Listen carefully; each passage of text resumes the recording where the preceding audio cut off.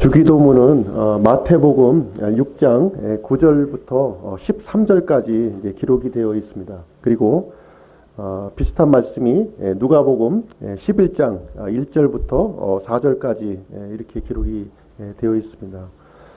오늘 주기도문에 대해서 함께 살펴보는 시간을 이제 갖도록 하겠습니다. 오전에 이제 추수감사절에 대해서 이제 잠깐 이제 말씀을 드렸는데요. 대부분의 교회에서 이렇게 주기도문을 암송을 지금 하고 있습니다. 성경에 기록되어 있는 이 말씀인데요. 이 주기도문 암송에 대해서 이제 우리가 어떻게 이제 판단을 해야 되는지, 성경적으로 어떻게 우리에게 가르쳐 주고 있는지 그 내용을 함께 살펴보도록 이렇게 하겠습니다.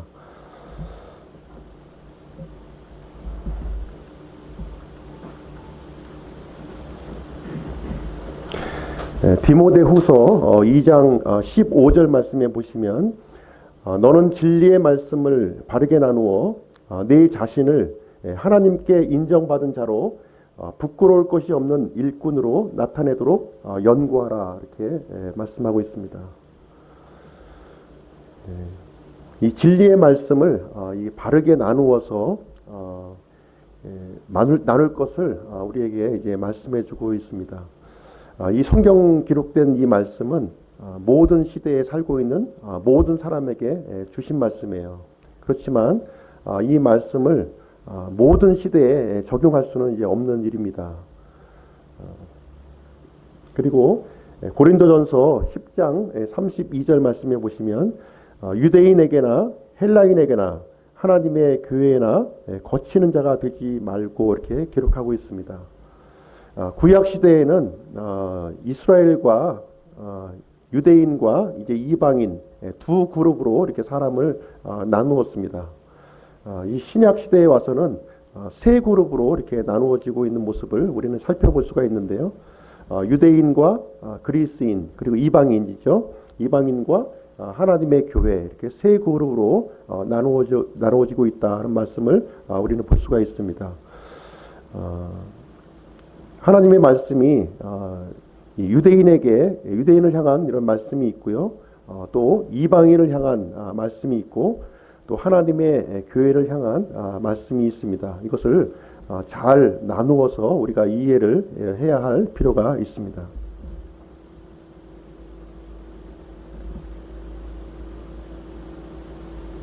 하나님께서는 이제 성경 기록을 이제 주셨는데요. 이 성경 기록을 이제 유대인에게 주신 말씀입니다.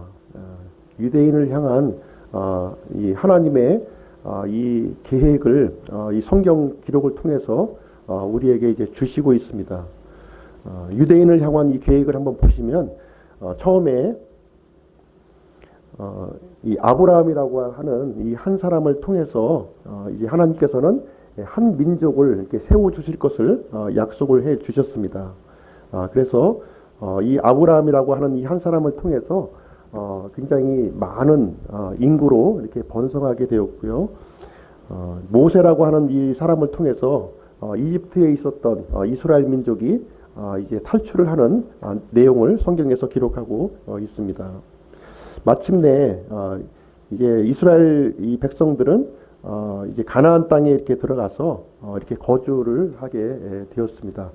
하나님의 특별한 백성으로, 하나님의 특별한 제사장 민족으로 이렇게 선택을 하셔서 약속의 땅에 이렇게 거주하도록 이렇게 하셨어요. 모세를 통해서 또 율법을 주셔서 하나님의 사람으로서 어떻게 사는 것이 이렇게 합당한 것인지 모든 말씀들을 이제 가르쳐 주셨습니다. 그런데 그럼에도 불구하고 이스라엘 백성들은 하나님을 섬기지 아니하고 대신에 가나안 땅에 있었던 우상들을 섬기고 하나님을 대적하는 일을 했다고 성경에 기록을 하고 있습니다. 마침내 이제 왕국이 이제 분열되었고 북이스라엘은 아시리아를 통해서 남유다는 바벨론이라고 하는 제국을 통해서 멸망당하는 일이 이제 발생하게 되었습니다. 바벨론 이제 70년 포로 기간이 이제 끝나고요. 다시 이제 아시리아 북이스라엘은 완전히 이제 흔적도 없이 이제 사라졌지만 남유다는 이제 자기 이제 가나안 땅, 고향 땅으로 이제 돌아오는 내용이 이제 기록되어 있는데요. 돌아와서도 역시 이 이스라엘 땅은 격변의 혼란기를 이제 많이 이제 맞이합니다. 이 바벨론 제국이 이제 페르시아에게 이제 멸망당하는 일이 발생하고 또 페르시아는 또 그리스 제국을 통해서 이제 멸망을 이제 당하게 됩니다. 그리고 뒤이어서 로마 제국이 또 그리스를 또 이렇게 또 멸망시키는 일을 이제 기록하고 있는데요. 이 격변의 그 혼란기 속에 이스라엘은 이제 이 가나안 땅에서 이제 시간을 이제 보내게 됩니다. 어떤 사람들은 굉장히 이제 율법주의적으로 이렇게 또 이렇게 열심히 하나님을 믿고자 하는 사람도 있었고, 또 어떤 사람들은 침략했던 그 나라를 이렇게 또 섬기기 위해서 이렇게 돌아서는 그러한 사람들이 있었고, 여러 가지 형태의 그런 복잡한 상황에 이제 이스라엘은 이제 휩싸이게 됩니다. 가장 그 암흑기의 그 상황, 가장 어두웠던 시기에 하나님께서는 구약 성경에 이렇게 기록되어 있었던 메시아를 이제 이스라엘 땅에 보내주시는 일을 이제 기록을 하고 있습니다. 하나님의 아들이신 예수 그리스도를 이게 자기 백성 이스라엘 땅에 보내주셨음에도 불구하고 이스라엘은 예수 그리스도를 받아들이기를 이제 거부합니다. 오히려 배척을 하고 십자가에서 못 박는 그러한 일을 진행을 하게 됩니다. 은혜에 그렇게 돼 있죠. 그리고 나서 약 40년 동안 유대인들에게 하나님은 이제 기회의 시간을 주셔요. 메시아를 비록 이제 이렇게 못 박았지만 다시 하나님께로 돌아올 수 있는 기회의 시간을 40년 동안 이렇게 허락해 주시지만 끝끝내 이스라엘은 하나님을 섬기지 않게 됩니다. 그래서 결국은 로마의 그 타이투스라고 하는 장군에 의해서 이스라엘은 완전히 이제 멸망하게 되고 이스라엘 민족들은 전 세계로 흩어지는 일이 이제 이 기록을 이제 이렇게 되어 있습니다. 마침내 이제 거의 이제 2000년이 지나서 지난 1948년에 이제 하나님께서는 이스라엘 백성들을 다시 이제 고향 땅으로 되돌아오도록 이렇게 하셨고 독립 국가로 세워지는 일이 이렇게 이루어졌습니다. 그리고 이제 유대인들은 이제 7년 환란기를 또 이제 맞이하게 되는데요. 7년 환란기 기간 동안에 하나님을 이제 믿기보다는 오히려 이제 적그리스도를 또 이렇게 섬기는 일을 이제 여기에 기록을 하고 있습니다. 그렇지만 7년 환란기 마지막 끝 부분에 가서 하나님께로 이제 돌아오는 일을 이제 기록을 하고 있고요. 전 민족이 이제 회개해서 하나님께로 돌아오는 일이 여기에 기록이 되어 있습니다. 그래서 마침내 이제 승천하셨던 예수님이 이제 지상 재림하실 때, 올리브산에 이제 지상 재림하실 때 예수님을 이제 육체를 입고 예수님을 믿었던 사람들, 그리고 이방 민족들 가운데에서 예수님을 믿었던 사람들, 이런 사람들을 이제 통해서 이 팔레스타인 땅에 이제 메시아 왕국이 여기서 이제 세워지게 되는 것으로 이렇게 되어 있습니다. 이 메시아 왕국은 원래 처음에 예수님이 초림하실 때 세우고자 했었던 이 왕국이 바로 이제 메시아 왕국이었어요. 그런데 이스라엘 백성들이 이 메시아 왕국 세워지는 것을 이제 거절하고 이제 배척함으로 말미암아 이 유대인을 향한 이 그 프로그램이 잠시 중단이 됩니다. 중단이 되면서 이방인에게 이제 하나님의 복음이 선포가 되게 되는데 바로 요 시점이 바로 이제 교회 시대가 되겠습니다. 지금 우리가 살고 있는 이 교회 시대가 이 유대인의 전체적인 이 경륜 속에서 이렇게 감춰져 있는 그런 시대라고 보시면 되겠습니다. 구약 시대에 있었던 이 대언자들은 이 교회 시대에 대한 이야기를 전혀 이게 알지 못합니다. 이 깊은 골짜기 속에 감춰져 있었기 때문에 이제 알지는 못하지만 지금 모든 시대를 지금 지나온 이 시점에서는 바로 우리는 이 교회 시대에 살고 있다 이렇게 보시면 되겠습니다. 하나님께서는 유대인을 향한 이런 프로그램을 이렇게 진행하고 계시고요. 또한 이 교회 하나님의 교회를 향한 이 프로그램을 이렇게 진행하고 계십니다. 절대로 유대인을 향한 이 계획을 교회 시대가 대신 맡아서 이렇게 이어지는 것이 아니라 별개의 프로그램으로 진행되고 있다고 하는 사실을 우리는 이해할 필요가 있겠습니다. 이스라엘 땅은 이제 이방인들에 의해서 이제 짓밟힘을 이제 당하는 그러한 시점이 있는데요. 누가복음 21장에 보면은 이방인의 때로 이렇게 기록을 하고 있습니다. 예. 바벨론의 느부갓네살 왕이 침공했던 그 시점부터 예수님께서 올리브산에 지상 재림하는 그 사이의 기간이 이방인들에 의해서 짓밟힘을 당하는 그러한 이방인의 때다, 이렇게 이 시기를 보시면 되겠습니다. 그래서 하나님께서는 유대인에게 이렇게 주신 말씀이 있고요, 또 우리 하나님의 교회에게 주신 말씀이 있다. 근데 유대인에게 주신 말씀을 이 하나님의 교회에 적용할 수는 없는 것이고, 또 하나님의 교회에 주신 말씀을 또 유대인에게 적용할 수는 없는 것입니다. 이 부분을 잘 구분해서 우리는 하나님의 말씀을 이해할 필요가 있습니다. 이런 기점에서 이제 주기도문에 대해서 우리 함께 살펴보는 시간을 이제 갖도록 하겠습니다. 특별히 이 주기도문 말씀은 예수님께서 이제 직접 하신 이런 말씀이다 보니까 상당히 이 말씀을 바르게 이해하는 것이 이제 대단히 이제 중요합니다. 사실 이제 이 주기도문을 이제 하느냐 안 하느냐에 따라서 이단이냐, 이단이 아니냐 하는 것을 구분하는 잣대로 삼고 있는데, 우리는 이제 이 주기도문에 대한 이해를 분명히 하는 그런 시간을 가졌으면 좋겠습니다. 함께 한번 읽어보시죠. 같이 한번 큰 목소리를 한번 읽어보겠습니다. 시작.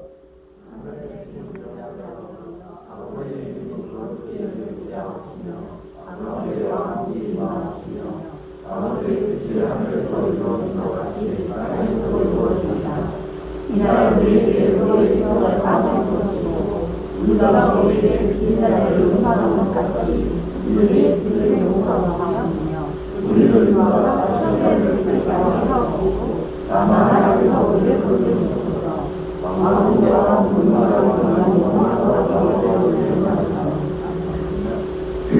누가복음 11장 1절부터 4절 말씀도 한번 같이 한번 읽어보겠습니다. 시작.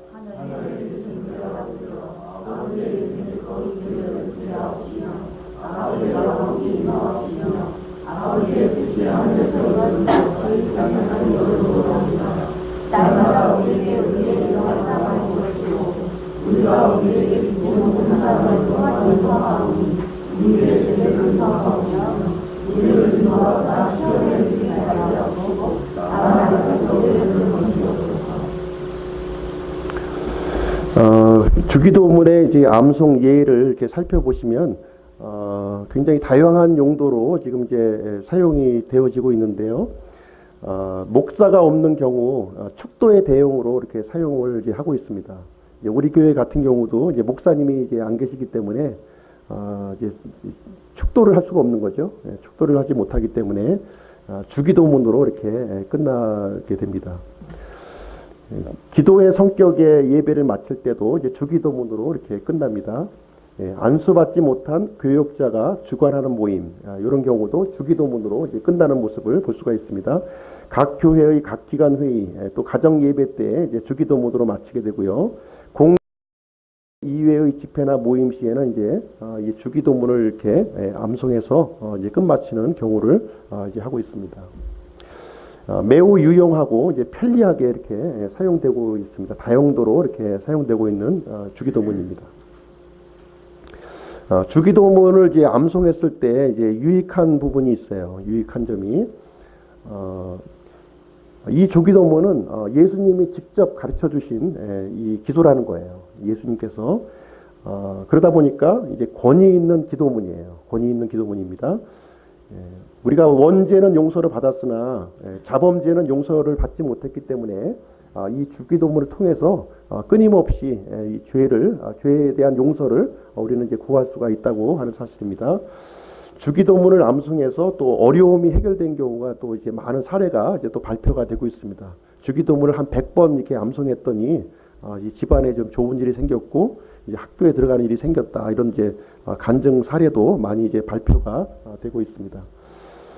양심의 자유를 따라서 주기도문을 암송하는 것은 우리는 이제 탓할 수가 없다 이렇게 말씀을 드릴 수가 있겠습니다. 그러면 과연 우리 교회에서 이 주기도문을 암송해야 될 것인가? 현재 우리는 이제 주기도문 암송을 하지 않고 있는데요. 그러면 암송을 해야 될 것인가 하는 부분이 이제 우리는 이제 분명한 판단 기준을 우리가 이제 갖고 있어야 된다 이렇게 생각이 이제 듭니다. 이 주기도문은 1차적으로 유대인 제자들에게 이제 주신 이제 말씀이에요. 1차적으로 우리 신약 성도들에게 주신 기도가 아니라 1차적으로 유대인 제자, 예수님의 제자들에게 가르쳐 주신 기도가 되겠습니다. 그리고 이제 주님의 기도를 로드스 프레이어라고 이제 영어로 이제 기록이 되어 있는데요. 사실 이제 주님의 기도가 아니죠.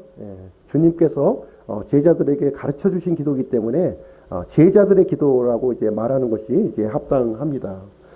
실제 주님의 기도는 어디에 기록되어 있냐면 요한복음 17장에 이렇게 기록이 되어 있어요. 거기에 주님께서 아버지 하나님께 기도한 기도문이 거기에 있습니다. 여기 마태복음 6장에서 가르쳐 주신 주님의 기도는 주님의 기도가 아니라 제자들의 기도예요. 제자들이 해야 할 그런 기도입니다. 예수님께서는 하늘에 계신 우리 아버지여 이렇게 기도를 시작하지 한 적이 없습니다. 예수님께서 기도하실 때에는 항상 하늘에 계신 내 아버지라고 이렇게 기도를 이제 하셨습니다. 제자들에게 가르쳐 준 기도라고 하는 사실입니다.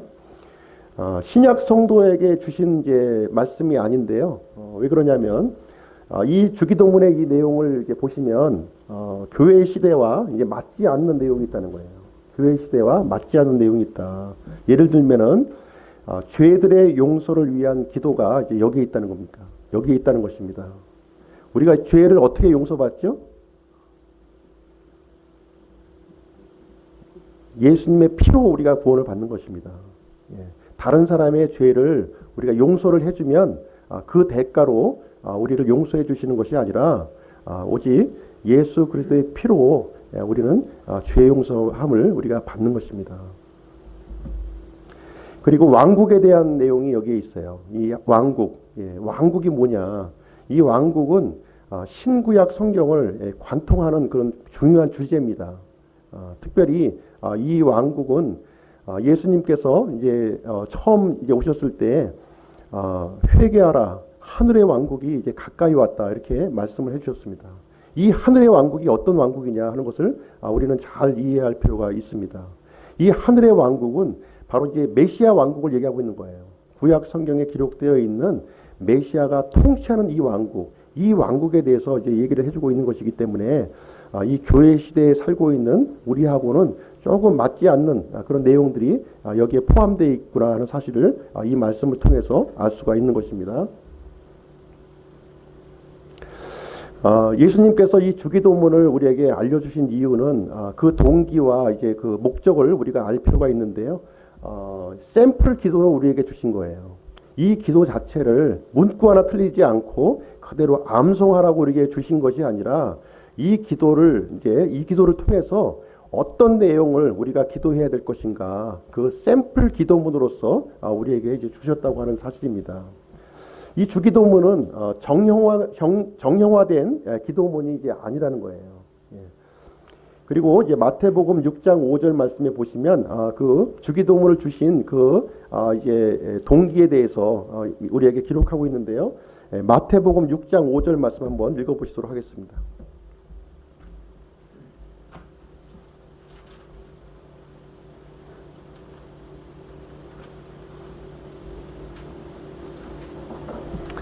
한 목소리로 같이 읽어보겠습니다. 시작.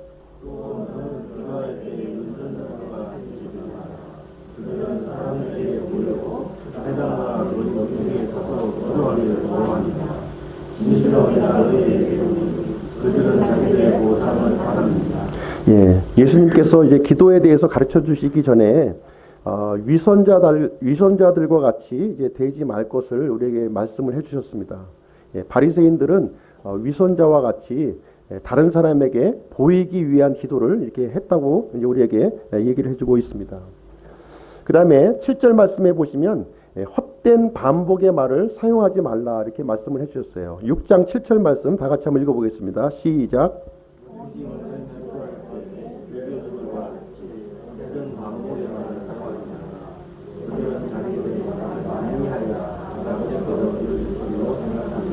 예, 7절 말씀에 보시면 헛된 반복의 말을 이제 사용하지 말라고 했습니다. 헛된 반복의 말이 이제 무슨 뜻이죠? 예, 같은 말을 계속 반복해서 얘기하는 것을 얘기해주고 있습니다. 9절 말씀에 보시면 이제 이런 식으로 기도하라 이렇게 얘기를 해주고 있는데요. 9절 말씀 한번 읽어보겠습니다. 시작.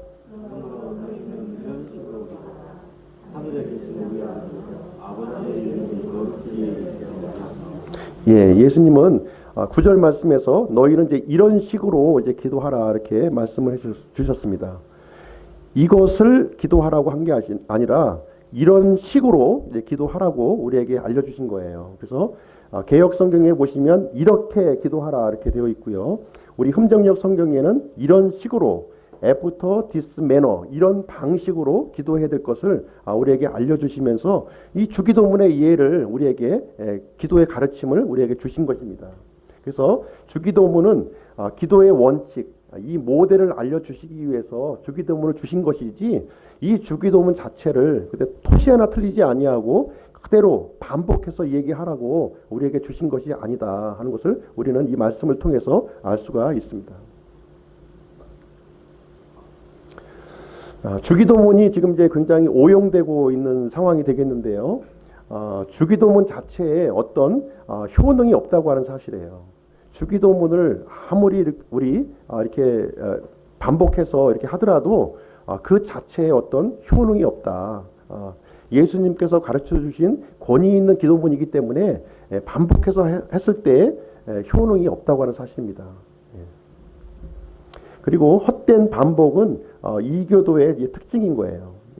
보통 이제 중이나 신부들, 수녀들을 보면은 계속 같은 말을 이렇게 반복하는 모습을 볼 수가 있어요.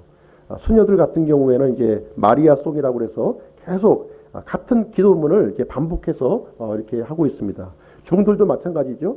같은 무슨 심경인가 이렇게 해서 계속 반복된 범어로 된 이 말을 반복해서 지금 하고 있는 모습을 볼 수가 있습니다. 이 주기도문 때문에 사실은 진실된 기도를 사실 이제 막고 있습니다. 기도하고 싶은 사람이 있는데 이제 주기도문으로 이제 맞춰야 되니까 진실된 기도를 하지 못하게 되는 경우가 이제 발생이 되고 있고요. 과연 하나님의 관심이 이제 어디에 있느냐 하는 것이죠. 우리가 이제 자녀를 다 키워보았을 텐데 자녀에게 우리가 기도를 우리가 가르쳐 줄 수가 있을 겁니다. 그런데 그 자녀가 어제 와서도 똑같은 말하고 내일도 똑같은 말, 좀 기도 좀 하라고 그랬는데 계속 같은 말을 반복했을 때는 어떤 생각이 들을까요? 하나님도 아마 마찬가지이실 것 같아요. 똑같은 말을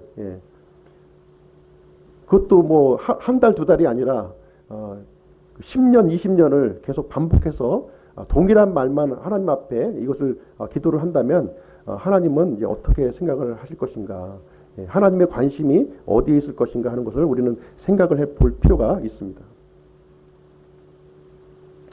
자, 주기도문이 그러면 어떻게 해서 지금 이제 개신교로 들어오게 됐는가? 사실은 이 주기도문이 천주교의 이제 산물이에요. 천주교의 산물입니다. 개신교는 이제 말틴 루터에 의해서 1600년경에 이렇게 시작된 그런 이제 개신교입니다. 그 전에 거의 1200년 동안 천주교가 이제 지배하고 있었어요. 그때에 개신교로 이렇게 들어온 산물이 바로 이제 주기도문이 이제 되겠습니다. 천주교에 보면은 이제 수많은 기도문이 있어요. 수많은 기도문이 있는데 그 중에 하나가 이제 주기도문이 이제 되겠습니다. 천주교에 보시면은 이제 신부들 앞에서 죄를 이제 고백하는 그런 이제 행사가 있습니다. 그런 행사가 있기 때문에 이 주기도문을 통해서 신부를 만나지 못할 때에는 이 주기도문을 통해서 죄를 고백하도록 이렇게 진행이 되었다고 합니다. 죄라고 하는 것은 우리가 용서를 구한다고 사실 없어지는 것은 아닙니다. 죄라고 하는 것은 거기에 응당한 대가를 이제 지불했을 때 죄값이 치러져야 없어지는 것이지 용서를 구한다고 해서 이제 죄가 없어지는 것은 전혀 아니다. 예수님께서는 자신의 피로 이제 일시불로 갚아주셨어요. 일시불로. 이제 주기도문을 이제 암송하시는 분들은 이제 보통 예수님이 이제 할부로 이제 이 죄를 갚아주신 것으로 이제 생각을 하는 것이죠. 그래서 예수님이 이제 어떤 큰 덩어리는 해결해 주셨고 나머지 부분은 이제 내가 좀 해결해야 되겠다 하는 그런 마음이 이제 있는 것입니다. 습관적인 주기도문 암송은 사실 예수님을 자주 이제 고난에 이제 받아야 되는 일이 이제 생기게 되는 것입니다. 다시 말하자면 예수님께서 이제 십자가에 의해서 이루신 단번 속죄, 완전 속죄를 이제 인정하지 않는 것이라고 이제 볼 수가 있습니다.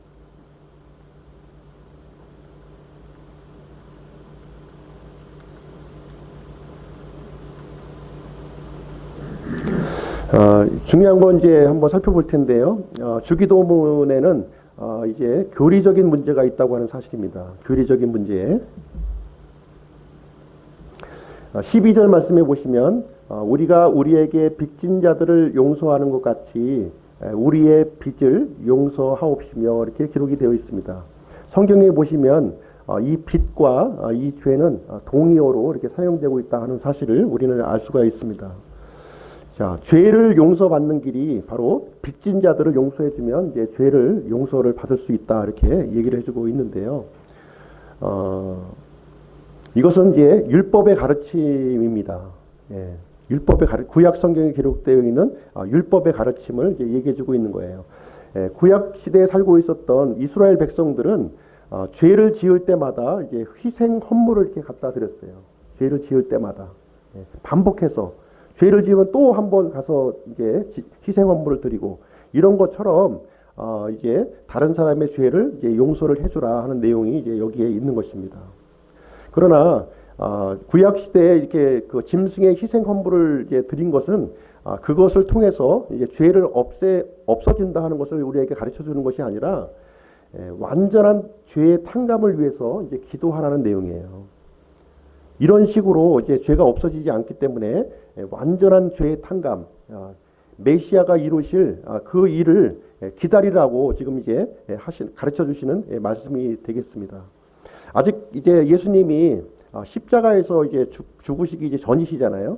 아직 죄에 대한 그 이 대속이 이루어지지 않은 시점에서 유대인 제자들에게 일시적인 이런 그 이 방책을 마련을 해주신 것입니다. 실질적으로 이제 예수님께서는 십자가에서 그것을 이루실 것이고요. 그 전까지는 이스라엘 그 이 백성들이 짐승의 헌물을 이렇게 갖다 드렸던 것처럼 그와 같은 방식으로 자신의 죄를 들고 하나님 앞에 나와야 될 것, 그것을 이제 알려주고 있는 것입니다. 그리고 마지막에 가서 궁극적으로 이제 메시아가 완전한 죄의 탕감을 위해서 기도하라고 하는 내용을 우리에게 알려주고 있는 것입니다. 그래서 빚진 자들을 용서하는 것 같이 우리의 빚을 용서해 달라 하는 이 기도문은 사실 우리 완전 속죄 교리 이 부분과는 서로 상치되는 그런 내용이다 하는 것을 우리는 살펴볼 수가 있습니다. 그래서 이 주기도문은 유대인 그 제자들에게 이제 가르쳐 주신 그 기도문이고요. 신약 성도에게 이제 직접적으로 적용하기는 좀 이제 어려운 내용이 여기에 들어있다 하는 것을 우리에게 이제 알려주고 있습니다. 자, 구원이라고 하는 것은 예수님께서 우리에게 구원을 주셨는데요. 이 구원은 죄를 용서받는 거예요. 죄를 용서받는 것이고요. 그래서 예수님께서 이게 십자가에서 죽으시기 전에 보면은 새 상속 언약을 우리에게 맺으셨습니다. 자신의 피로 말미암아 죄 사함을 얻게 하는 그 약속을 우리에게 주셨습니다. 예수님께서 우리에게 이제 주신 그 속죄는 단번 속죄예요.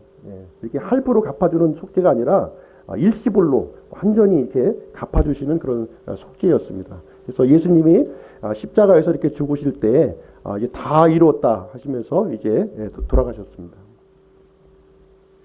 그래서 우리가 지금 그 신약 시대에 살고 있는 우리 성도들이 죄를 용서해 달라고 이제 기도하는 것은 탕감 문서를 들고서 빚을 갚아달라고 요청하는 것 같다. 이 은행에서 완전히 이제 빚이 대출이 청산되었다 이렇게 얘기를 하고 있는데 이제 빚을 갚겠다고 이제 이자를 들고 가는 것과 동일하다 이렇게 얘기를 해주고 있는 것입니다.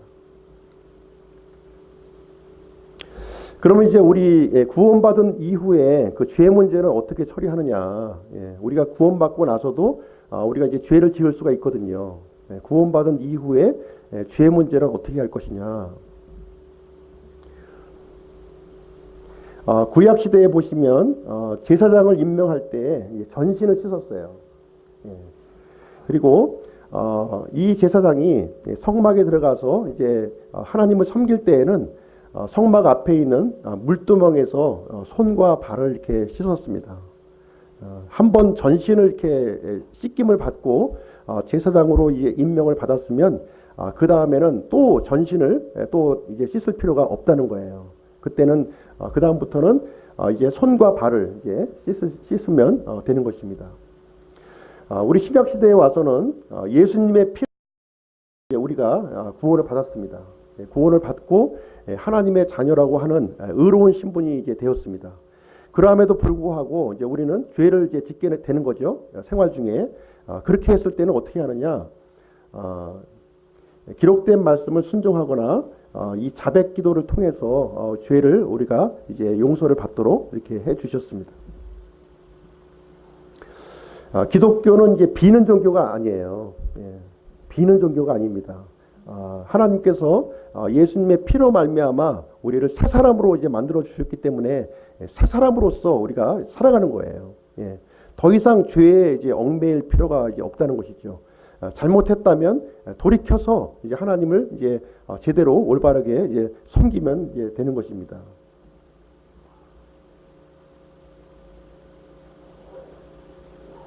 베드로전서 2장 2절 말씀 한번 보겠습니다.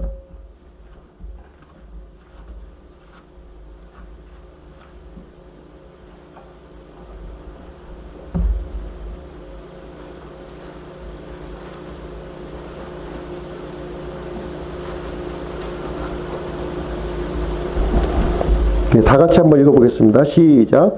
새로 태어난 아기로서 말씀의 순수한 젖을 사모하라. 이것은 너희가 그 젖으로 말미암아 성장하게 하려 함이라.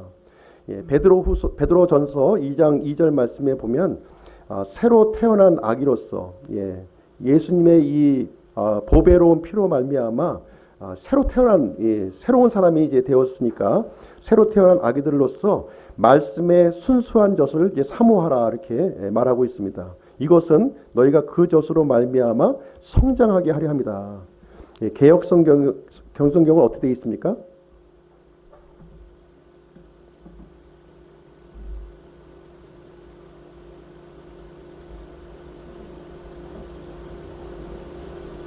구원의 이르라. 제가 한번 읽어드리겠습니다. 갓난 아이들 같이 순전하고 신령한 젖을 사모하라. 이는 이로 말미암아 너희로 구원에 이르도록 자라게 하려 함이다. 이렇게 기록이 되어 있어요. 전혀 다르죠. 우리 흠정역 성경에는 새로 태어난 아기로서 이제 말씀의 순수한 젖을 사모하고 성장할 것을 이제 얘기해주고 있지만 개역 성경은 구원에 이르도록 자라게, 아직 구원을 받지 못했으니까 구원에 이르도록 자라게 하려 합니다. 이렇게 기록이 되어 있는 것입니다. 신약 성경의 가르침은 분명히 예수님의 피로 말미암아 우리가 새로운 사람이 되었어요. 그래서 이제 더 이상 죄의 노예가 되는 것이 아니라 하나님의 이 순수한 말씀을 통해서 성장해야 나갈 것을 우리에게 알려주고 있는 내용입니다.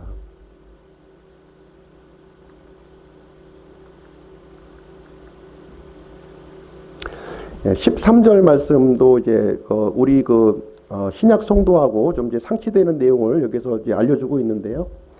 왕국과 권능과 영광이 영원토록 아버지의 것이옵니다. 이 왕국이라고 하는 이 단어는 이 신구약 성경을 관통하는 그런 중요한 주제가 되는데요. 성경에 보시면 342회가 이제 여기에 기록이 되어 있습니다.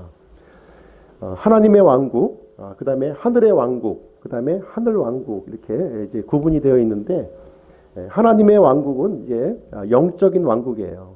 영적인 하나님께서 통치하는 전체적 물리적, 영적 환경을 총괄하는 그러한 왕국이다 이렇게 보시면 되겠습니다. 그리고 하늘의 왕국은 하늘의 통치권이 이 땅에 임하는 왕국을 얘기해주고 있어요. 다시 말하자면 이제 메시아가 통치하는 이 땅에서 통치하는 왕국을 얘기해주고 있는 것입니다. 마태복음에 이제 집중적으로 우리에게 소개해주고 있는데요. 마태복음에는 이제 예수님께서 유대인의 왕으로 이제 이 땅에 오셨기 때문에 구약 성경에 기록된 그 메시아 왕국이 이 땅에 성취될 것, 그 하늘의 왕국의 성취를 위해서 이제 선포를 하신 거예요. 예수님이 이제 초림하셔서 전파하셨던 것은 이 구원의 복음을 이렇게 전한 것이 아니라 바로 이 왕국의 복음을 전한 겁니다. 왕국의 복음. 구약 성경에 기록된 그 메시아 왕국이 실현한다. 그러니 회개하고 너희들이 돌이켜야 될 것을 우리에게 말씀해 주고 있는 것입니다. 그래서 이 주기도문에 기록된 이 왕국은 바로 이제 하늘의 왕국, 이 제자들에게 하늘의 왕국, 이 메시아 왕국이 이 땅에 임할 것을 위해서 기도하라고 지금 이제 말씀하시는 대목이 이제 되겠습니다.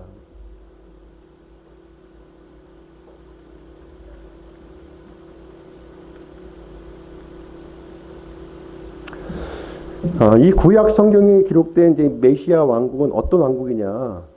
바로 이 다윗 왕에게 약속하신 이 왕국이에요. 이 다윗의 이 자손을 통해서 이렇게 세워질 이 왕국을 얘기해주고 있습니다. 사무엘하 7장 16절 말씀인데요. 한번 같이 한번 읽어보겠습니다.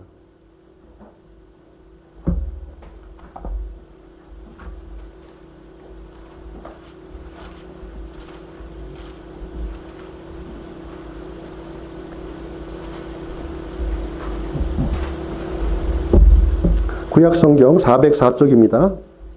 다 같이 읽겠습니다. 시작.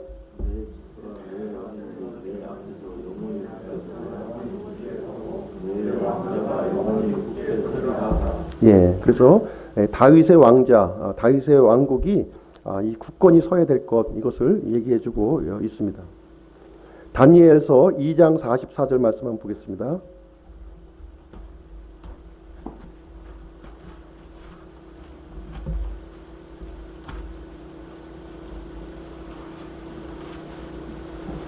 구약성경 1064쪽입니다. 다 함께 읽겠습니다. 시작. 이 왕들의 시대 하늘의 하나님께서 한 왕국을 세우실 터인데 그것은 결코 멸망하지 아니하리이다. 그 왕국은 다른 백성에게 남겨지지 아니하며 이 모든 왕국들을 산산조각내어 소멸시키고 영원히 서리이다. 그래서 하늘의 하나님께서 한 왕국을 세우시겠다 이렇게 약속을 해주셨는데 이 왕국은 바로 이제 메시아를 통해서 이 땅에 이제 세워질 그 왕국을 얘기해주고 있는 것이고요. 이 주기도문에 이제 기록되어 있는 이 왕국은 바로 이 왕국을 얘기하고 있는 것입니다. 이 왕국이 이 땅에 이렇게 세워지기를 위해서 기도하라 하는 내용이 이제 되겠습니다. 그래서 예수님께서는 바로 이제 하늘의 왕국을 지금 이제 선포를 이제 하신 거예요. 개역 성경에 보면은 이제 천국이 이제 가까웠다 이렇게 얘기를 하고 있는데 이 천국은 죽어서 가는 천국을 얘기하고 있는 것이 아니라 바로 이 땅에 임할 메시아가 통치할 이 왕국에 대해서 지금 이제 얘기를 해주고 있는 것입니다. 예수님께서 초림하실 때에는 이 할례자의 사역자로 우리에게 오셨어요. 할례자의 사역자. 이스라엘을 위해서 이렇게 오신 것입니다. 이방인들을 위해서 오셨던 것이 아니라 1차적으로는 이 유대인들을 위해서 이제 이 땅에 오셨다고 이제 기록하고 있습니다. 로마서 15장 8절 말씀 한번 보겠습니다.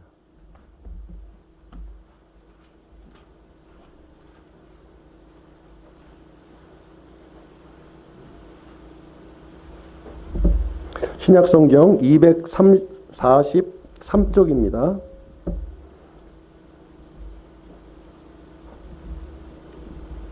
8절요. 다 같이요. 시작. 이제 내가 말하거니와 예수 그리스도께서 하나님의 진리를 위해 할례자들의 사역자가 되신 것은 조상들에게 하신 약속들을 확증하려 하심이요. 그래서 예수님이 이제 이 땅에 오셨던 것은 할례자의 사역자. 할례자가 누구죠? 이스라엘 사람들, 유대인들을 얘기하고 있는 것입니다. 그런데 이제 이스라엘의 그 메시아로 이 땅에 오셨지만 이스라엘이 공개적으로 메시아를 배척하고 이제 거부한 사건이 이제 일어났습니다. 마태복음 23장 말씀 한번 보겠습니다.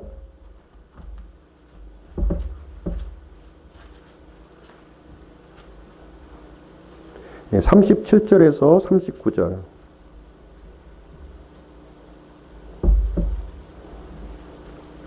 네, 다 같이 한번 읽어보시죠. 시작.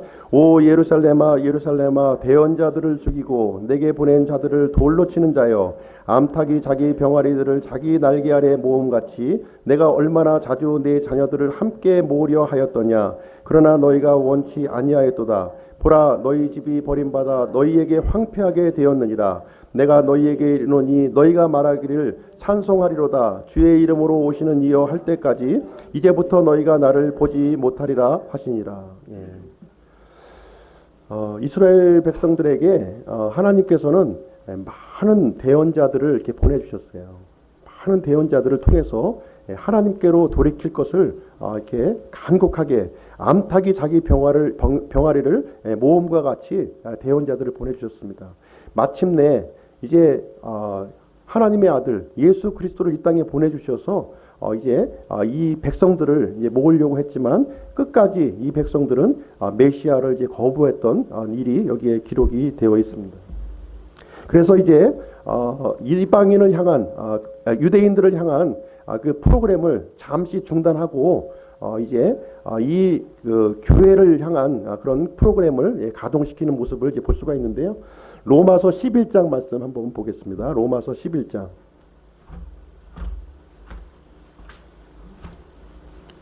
예, 30절, 31절.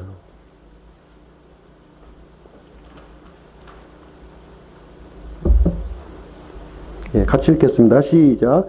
너희가 지나간 때에는 하나님을 믿지 아니하였으나 이제는 그들이 믿지 아니함을 통해 긍휼을 얻었나니 이와 같이 이 사람들 또한 이제 그들도 긍휼을 얻게 하려 함이라. 예. 그래서 이스라엘이 이제 예수님을 이제 거부함으로 말미암아 이 하나님의 긍휼이 이제 이방인에게 이제 흘러 들어갔다 하는 내용을 이제 기록하고 있습니다. 그래서 이 이방인들에게 이제 구원의 복음이 이렇게 전파가 되었고 이제 믿는 사람들이 이제 생겨나게 되었습니다. 그래서 이제 교회 시대가 이제 이때부터 이제 진행이 이제 되고 있는 것입니다. 그래서 이제 하나님께서 이제 세우시고자 했던 이 메시아 왕국, 하늘의 왕국은 이제 연기가 된 것이고요. 이것은 언제 성취가 되냐면 예수님이 지상 재림하실 때 이제 그때 성취가 되는 거예요. 그때 이제 지상 재림을 통해서 이제 민족들의 심판이 이루어지고 천년 왕국이 이제 팔레스타인 땅에서 이제 이루어지게 됩니다. 바로 그 천년 왕국이 구약 성경에서 줄기차게 대언자들이 예언했던 그 메시아 왕국이 그 왕국이에요. 예. 마태복음 제 24장 13절 14절 말씀을 한번 읽어보겠습니다. 마태복음 24장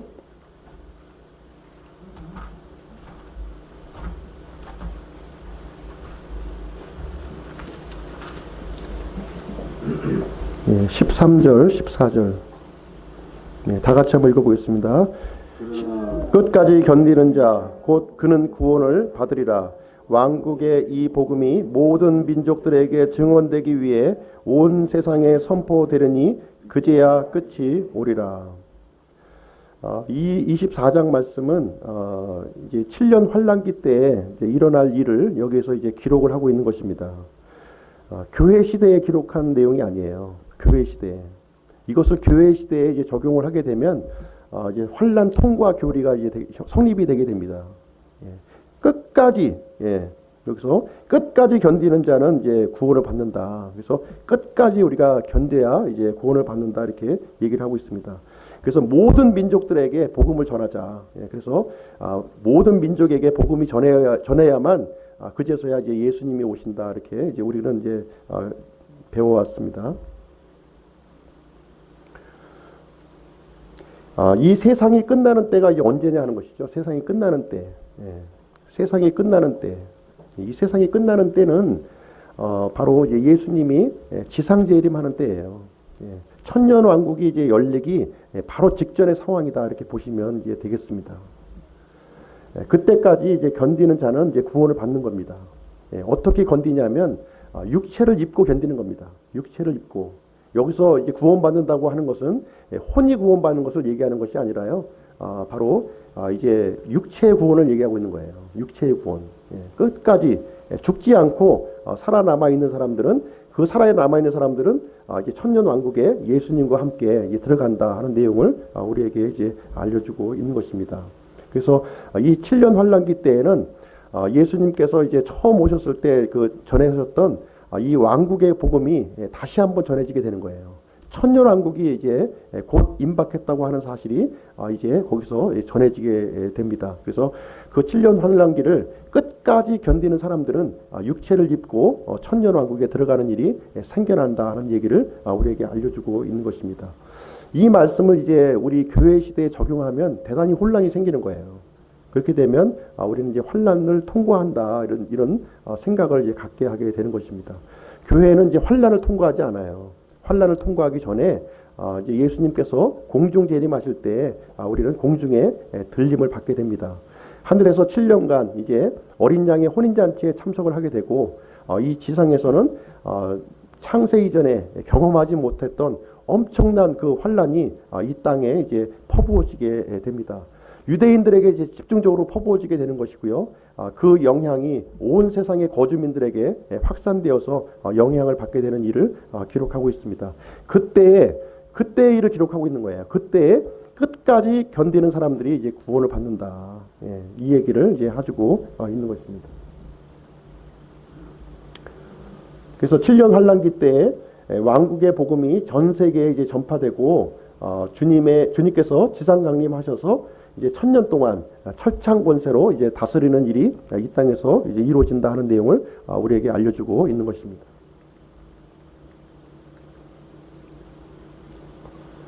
하나님께서는 이 같은 그 기도문의 내용을 이제 반복해서 얘기하는 것보다는 진심 어린 기도를 원하셔요. 진심 어린 기도. 우리가 이 사람과 이제 부모와 자식 간에도 마찬가지 아닙니까? 자식이 어떤 정해진 어떤 누군가 적어준 그 내용을 가지고 이렇게 앵무새처럼 얘기하는 것보다는 비록 말을 할지 모르지만 자신의 이야기로 솔직하게 진실된 마음을 얘기해 주는 것을 이제 부모님은 육신의 부모님도 기뻐하셔요. 마찬가지로 하나님께서도 어떤 정형화된 그 기도문을 낭독하는 것보다는 비록 좀 부족할지라도 내 말로 내 중심에 있는 말로 이렇게 하는 것이 하나님을 더 기쁘시게 한다고 하는 말씀입니다. 기도라고 하는 것은 우리의 필요를 하나님께 요청하는 거예요. 우리의 마음 속에서 우러나오는 나의 말로 이제 표현하는 것이다. 기도문대로 단어들을 끊임없이 반복하는 것이 이게 아니다 하는 것을 얘기해주고 있습니다. 우리 빌립보서 4장 말씀 보겠습니다.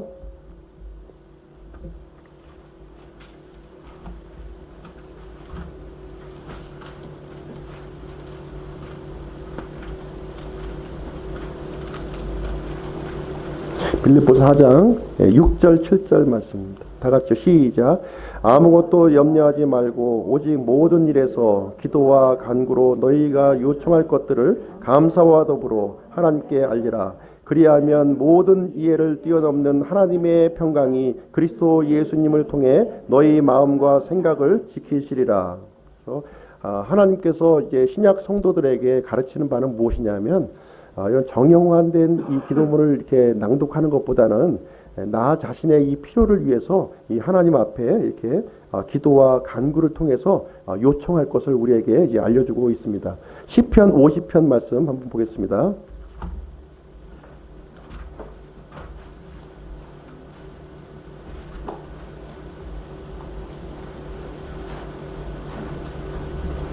시편 50편 15절. 구약성경 721쪽이에요. 15절 다 같이 읽겠습니다. 시작. 고난의 날에 나를 부르라. 내가 너를 건지리니 네가 나를 영화롭게 하리로다. 고난의 날에 있으십니까? 그러면 하나님께서는 부르라 이렇게 하셨어요. 부르라, 콜, 전화하라. 전화하라는 거예요. 전화. 전화해서 이렇게 뭐 낭독하지 말고 요청하라는 겁니다. 필요한 것들을 뭐가 필요한지 말을 하라는 거예요. 하나님께서 말을 하기를 원하시는 것이지 어떤 다른 사람의 말을 이렇게 그대로 이제 반복하는 것을 원치 않으신다는 사실입니다. 그러면 이제 주기도문을 왜 주셨느냐? 예수님께서 분명히 이것은 우리가 이 기도문을 낭독하라고 주신 것은 아니에요. 주신 목적이 있다는 겁니다. 이 목적은 기도의 본보기를 우리에게 알려주신 거예요. 기도의 본보기. 이 주기도문에 있는 내용을 보시면은 기도할 내용, 중요한 내용을 이제 예수님께서 알려주셨어요. 중요한 내용. 그 중요한 내용을 기도하라는 거예요. 이렇게 헛되이 이렇게 반복하지 말고 핵심적인 내용들을 우리에게 이제 기도할 것을 우리가 이제 알려주고 있습니다. 핵심적인 내용을 이제 보여주고 있는 건데요. 먼저 하나님께 대한 감사와 찬양을 하라는 거예요. 우리가 하나님 앞에 기도를 하려면 먼저 하나님이 얼마나 놀라우신 분이신가, 은혜로우신 분이신가 하는 것을 그 부분에 대한 찬양의 기도가 이제 있어야 된다고 하는 사실입니다. 그 다음에 하나님의 뜻을 이제 놓고 기도하는 거예요. 하나님의 뜻. 하나님의 뜻은 이제 성취하는 거잖아요. 성취가 되잖아요. 그죠? 하나님의 뜻을 놓고 이제 기도했을 때는 하나님의 뜻에 내가 동참을 하는 겁니다.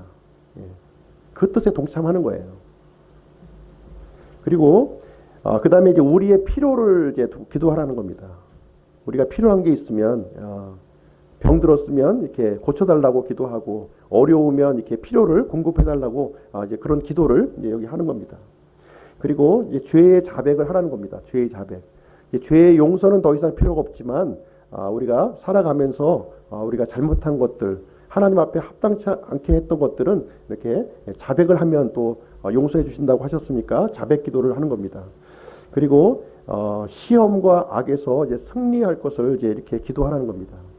지금 이 세상은 이제 마귀가 이제 지배하고 있는 시스템이에요. 그래서 마귀는 어떻게 하든지 믿는 사람들을 이렇게 시험하고 이제 넘어뜨리려고 이제 하고 있습니다. 그래서 이제 시험에서 또 악에서 승리할 것을 이제 기도하라고 하는 사실을 이 주기도문을 통해서 우리에게 알려주신 것입니다.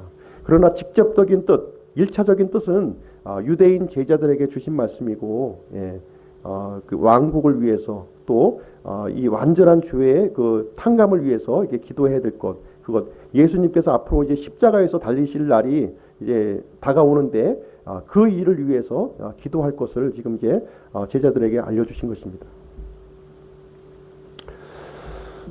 결론을 내리도록 하겠습니다. 이게 제 의도가 이제 잘 전달이 됐는지 좀 왜곡되게 좀 전달이 됐는지 잘 모르겠는데요. 하나님의 말씀을 통해서 이 말씀이 누구에게 어떤 시기에 이렇게 하시는 말씀인지를 우리는 잘 이제 분리해서 이렇게 이해할 필요가 있다는 말씀입니다. 그래서 주기도문을 이렇게 자체를 우리가 부정하는 건 아니에요. 주기도문 자체를 부정하는 것이 아니라 주기도문은 이제 하나님의 말씀으로서 우리가 그 말씀을 소중히 여기고 거기서부터 나오는 교훈은 우리가 이제 받아들여야 되지만 이 주기도문 자체를 앵무새처럼 이렇게 어떤 모임이나 어떤 반복해서 이렇게 반복하는 것은 하나님께서 이 기도문을 알려주신 그런 그 내용하고는 조금 이제 상치된다는 이제 것을 말씀드렸고요. 그러한 이유로 인해서 우리는 주기도문을 이렇게 이제 암송하지는 않는다 이렇게 이해를 하시면 되겠습니다. 자, 주님께서 가르쳐 주신 이제 모범 기도문이고요. 기도하는 법과 기도에 포함되어야 될 내용을 이제 가르쳐 주고 있습니다. 암송 자체가 나쁜 것은 아니에요. 우리가 이제 하나님의 말씀을 이제 많이 암송하는데 이 암송할 수 있으면 이렇게 암송하는 것도 이렇게 좋다고 생각을 합니다.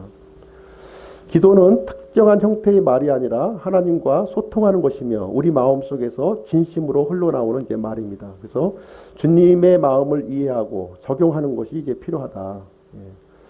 기록된 말씀을 믿지 않는 것은 예수님을 이제 믿지 않는 것이다. 예수님을 이렇게 믿는 것은 이제 허황된 것을 믿는 게 아닙니다. 예. 그냥 가공의 어떤 그 이제 예수님의 어떤 상을 그려놓고 거기에 정성과 어떤 우리의 그 어떤 이 희생을 드리는 게 아니에요. 예수님을 믿는 것은 구체적인 것입니다. 예. 기록된 하나님의 말씀을 믿는 거예요. 기록된 하나님의 말씀을 믿는 것이 바로 예수님을 믿는 것과 이제 같은 것이다 이렇게 말씀해주고 있습니다. 그래서 예수님을 이제 영어로 이제 워드, 예, 대문자 워드로 이렇게 되어 있고요. 성경 기록은 소문자 워드 이렇게 되어 있습니다. 예수님은 살아있는 하나님의 말씀이시고 성경 기록은 기록되어 있는 하나님의 말씀인 것을 얘기해주고 있습니다. 살아있는 하나님의 말씀을 믿기 위해서는 기록된 하나님의 말씀을 우리는 바르게 알고 바르게 이해해야 된다 하는 내용을 우리에게 알려주고 있습니다. 오늘 이 시간에는 주기도문에 대해서 우리가 이제 같이 살펴보는 시간을 가졌습니다. 제가 기도하고 마치겠습니다.